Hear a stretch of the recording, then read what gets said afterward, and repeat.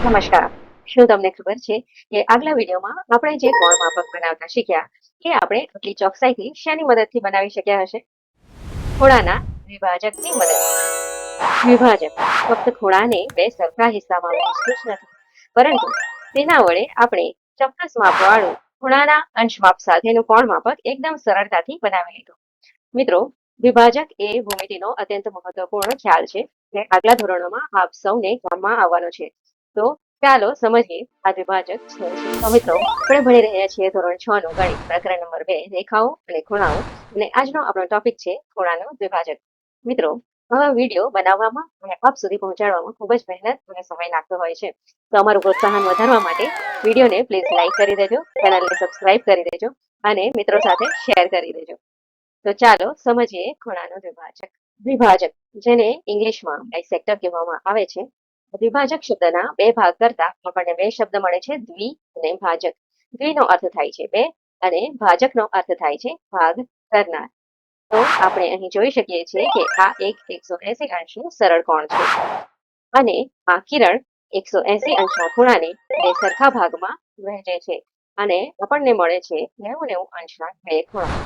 તો અહીં આ જે કિરણ છે જેણે 180 અંશના બે ભાગ કર્યા એને આપણે કહીશું દ્વિભાજક. તો વ્યાખ્યા જોઈ લઈએ. ખૂણાનો દ્વિભાજક એટલે ખૂણાને સમાન બે ભાગોમાં વહેંચતી રેખા અથવા કિરણ. તો આ કિરણ જે આપણે અહીં જોઈ શકીએ છીએ એને આપણે કહીશું ખૂણાનો દ્વિભાજક, કારણ કે તે ખૂણાના સરખા બે ભાગ કરે છે. ખૂણાના દ્વિભાજકના ખ્યાલને વધુ સમજવા માટે કેટલાક સવાલ જવાબ જોઈએ. પહેલો ક્વેશ્ચન છે, 90 અંશના ખૂણાને દ્વિભાજક વડે દ્વિભાજિત કરતા કેટલા અંશના બે ખૂણા મળે? આપણને ખબર છે કે દ્વિભાજક એક ખૂણાને બે હિસ્સામાં વહેંચે છે, તો આપણને સરખા માપવાળા બે ખૂણા મળશે. તો ઓપ્શન છે અ 50 અંશના બે ખૂણા, બ 40 અંશના બે ખૂણા, ક 45 અંશના બે ખૂણા કે ડ 35 અંશના બે ખૂણા. તો જવાબ આવશે, આપણે 90 અંશને બે વડે ભાગી દઈશું તો આપણને મળશે 45 અંશ. આપણો જવાબ આવશે ક 45 અંશના બે ખૂણા. સ્માઇલી સાથે. સવાલ નંબર 2 છે, 45 અંશના ખૂણાને દ્વિભાજક વડે દ્વિભાજિત કરતા કેટલા અંશના બે ખૂણા મળે? ઓપ્શન જોઈ લઈએ. અ છે 40 અંશના બે ખૂણા, બ 15 અંશના બે ખૂણા, ક 22 અંશના બે ખૂણા કે ડ 22.5 અંશના બે ખૂણા.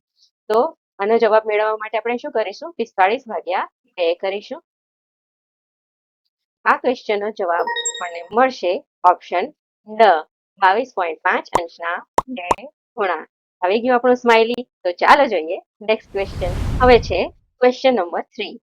કિરણ બીડી ખૂણા એબીસી ને દ્વિભાજે છે, એટલે કે કિરણ બીડી એ ખૂણા એબીસી નો દ્વિભાજક છે. નીચે આપેલ દરેક આકૃતિ માટે ખૂણાના માપ શોધો.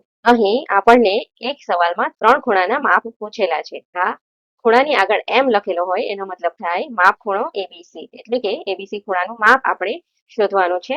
બીજા નંબર પર છે માપ ખૂણો એબીડી અને ત્રીજા નંબર પર છે માપ ખૂણો ડીબીસી. હવે કૃતિની અંદર આપણને એબીસી ખૂણો આપેલો છે અને કિરણ બીડી આ ખૂણાનો દ્વિભાજક છે. આપણને આ બે ખૂણા જે છે તે સરખા માપના મળે છે. તો અહીં એક ખૂણાનું માપ આપી દીધેલું છે 30 અંશ. તો આ ખૂણાનું માપ પણ કેટલું થશે? 30 અંશ. તો અહીં આપણે લખી દઈશું 30 અંશ. તો પહેલો ક્વેશ્ચન છે માપ ખૂણો એબીસી બરાબર ખાલી જગ્યા. તો એ સવાલના જવાબમાં આવશે માપ ખૂણો એબીસી, એટલે કે આ આખો ખૂણો. તો અહીં આપણને આનું માપ મળેલું છે 30 અંશ અને આ ખૂણાનું માપ છે 30 અંશ. તો બંનેનો સરવાળો કરી દેવાથી આપણને માપ ખૂણા એબીસી નું માપ મળી જશે. તો અહીં આપણે લખી દઈશું 30 અંશ વત્તા 30 અંશ. 30 વત્તા 30 કરવાથી આપણને મળી જશે 60 અંશ. તો માપ ખૂણો એબીસી બરાબર થશે 60 અંશ, અથવા તો 30 ગુણ્યા 2 કરવાથી પણ આપણને માપ ખૂણા એબીસી નું માપ મળી જશે. 30 ગુણ્યા 2 બરાબર 60 અંશ. હવે બીજા નંબર પર આપણને પૂછેલું માપ ખૂણા એબીડી નું. ક્યાં છે માપ ખૂણો એબીડી? તો એ માપ આપી જ દીધેલું છે 30 અંશ. તો અહીં જવાબમાં આવશે 30 અંશ. અને ત્રીજા નંબર પર પૂછેલું છે માપ ખૂણા ડીબીસી નું માપ. તો માપ ખૂણો ડીબીસી કયો છે? આ છે. તો એનું માપ આપણે શોધેલું જ છે 30 અંશ. તો એ પણ આપણે લખી દઈશું અહીં 30 અંશ. તો ખ્યાલ આવી ગયો બધાને? તો કોઈ પણ કન્ફ્યુઝન હોય તો કમેન્ટ કરીને પ્લીઝ જણાવજો. અને હા, સમજમાં આવી ગયું હોય તો પણ કમેન્ટ કરીને જણાવજો કે સમજમાં આવી ગયું છે. તો જોઈએ નેક્સ્ટ. તો આ આકૃતિની અંદર પણ આપણે જોઈ શકીએ છીએ કે આ ખૂણો ABC આપેલો છે અને કિરણ BD આ ખૂણાના બે સરખા ભાગ કરે છે. અને આ ખૂણો આપણે જોઈ શકીએ છીએ કે એલ શેપ બનાવે છે અને આપણને ખબર છે કે એલ શેપ એ કાટકોણનો હોય છે અને કાટકોણનું માપ કેટલા અંશ હોય છે? 90 અંશ. તો આ આખો ખૂણો છે એ કેટલા અંશનો બનશે? 90 અંશનો. તો ફર્સ્ટ જે ઓપ્શન છે એની અંદર આપણને પૂછેલું છે માપ ખૂણો ABC બરાબર ખાલી જગ્યા. તો આપણને મળી ગયો માપ ખૂણો ABC કાટખૂણો છે.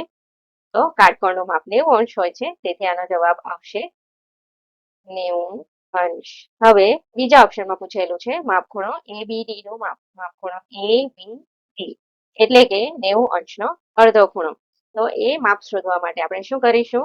90 ભાગ્યા 2 કરીશું તો આપણને મળશે 45 અંશ. 45 અંશના આપણને બે ખૂણા મળી ગયા. તો આનું માપ પણ થશે 45 અંશ અને આ ખૂણાનું માપ પણ થશે 45 અંશ. તો મિત્રો, આ તમને ખ્યાલ આવશે કે દ્વિભાજક ખૂણાના બે સરખા ભાગ કરે છે. તો આપણને મળશે 2 નંબરના ખૂણાનું માપ, માપ ખૂણો ABD બરાબર 45 અંશ. અને ઓપ્શન 3 માં પૂછેલું છે માપ ખૂણો DBC. માપ ખૂણો DBC ક્યાં છે? DBC. આ ખૂણાનું માપ આપણે શોધેલું છે 45 અંશ. આપણે લખી દઈશું અહીં 45 અંશ. હવે જોઈએ ત્રીજા નંબરની આકૃતિ. તો અહીં આપણે જોઈ શકીએ છીએ કે ખૂણો ABC જે છે એ એકદમ સીધી રેખા પર છે અને સીધી રેખા આપણને ખબર જ છે કે કેટલા અંશનો ખૂણો બનાવે છે? 180 અંશનો. અને આપણે તેને સરળ કોણ કહીએ છીએ. હવે આપણને ફર્સ્ટ ઓપ્શનમાં પૂછેલું છે માપ ખૂણા ABC નું માપ. માપ ખૂણા ABC નું માપ આપણને ખબર છે 180 અંશ. આનો જવાબ આપણે લખી દઈશું 180 અંશ. ત્યાર પછી બીજા નંબરનો ઓપ્શન છે માપ ખૂણા ABD નું માપ. માપ ખૂણા ABD નું માપ આપણે કેવી રીતે શોધીશું? તો આગળના જે ક્વેશ્ચન હતા એની અંદર આપણે શું કર્યું? 180 અંશ વિભાજક એના બે ભાગ કરશે તો 180 અંશ ભાગ્યા 2 કરીશું તો આપણને મળશે 90 અંશ. તો આ જે બે ખૂણા છે એ બંને ખૂણાઓના માપ કેટલા થઈ જશે? આનું માપ 90 અંશ બનશે અને આ ખૂણાનું માપ પણ 90 અંશ બનશે. તો અહીં જવાબમાં આવશે માપ ખૂણા ABD. ખૂણા ABD નું માપ 90 અંશ. તો લખી દઈએ જવાબ 90 અંશ. ત્યાર પછી ત્રીજા નંબરનું જે ઓપ્શન છે એની અંદર પૂછેલું છે માપ ખૂણા DBC નું માપ. માપ ખૂણા DBC નું માપ પણ આપણે શોધેલું જ છે 90 અંશ. તો જવાબ લખી દઈએ 90 અંશ. હવે જોઈએ નેક્સ્ટ આકૃતિ. તો મિત્રો, અહીં આપણને માપ ખૂણો ABC ને દર્શાવેલો કેટલો છે? આખો ખૂણો દર્શાવેલો છે. આ આખા ખૂણાનું માપ 120 અંશ છે. અગાઉની સ્લાઇડમાં જે આપણે જોયું એની અંદર જે આટલો ખૂણો હતો ને 30 અંશનો, તે એટલો જ દર્શાવેલો હતો. અને આની અંદર આપણને આખો ખૂણો દર્શાવેલો છે. ભલે અહીં 120 લખેલા છે આ ખૂણાની અંદર, એનો અર્થ એવો નથી કે ખૂણાનું માપ 120 અંશ છે. આ બે કિરણ વચ્ચેના ખૂણાનું માપ 120 અંશ છે. અહીં આપણને કેટલો દર્શાવેલો છે? આ આખો ખૂણો. તો એ આખા ખૂણાનું માપ આપણને અહીં લખીને આપેલું છે. તો આપણે એવું સમજવાનું કે આ આખા ખૂણાનું માપ 120 અંશ છે અને આ કિરણ BD એ 120 નો દ્વિભાજે છે. તો પહેલો જ ઓપ્શન માપ ખૂણો ABC નું માપ આપણને આપી દીધેલું છે 120 અંશ. આપણે લખી દઈશું 120 અંશ. ત્યારબાદ બીજો ઓપ્શન છે માપ ખૂણો ABD નું માપ. માપ ખૂણો ABD નું માપ શોધવાનું છે. તો જે અગાઉ આપણે કર્યું એ જ રીતે 120 અંશ ભાગ્યા 2 કરીશું તો આપણને મળી જશે 60 અંશ. તો આ બંને જે ખૂણા છે એના માપ થશે 60 અંશ અને 60 અંશ. તો માપ ખૂણો ABD બરાબર મળશે 60 અંશ.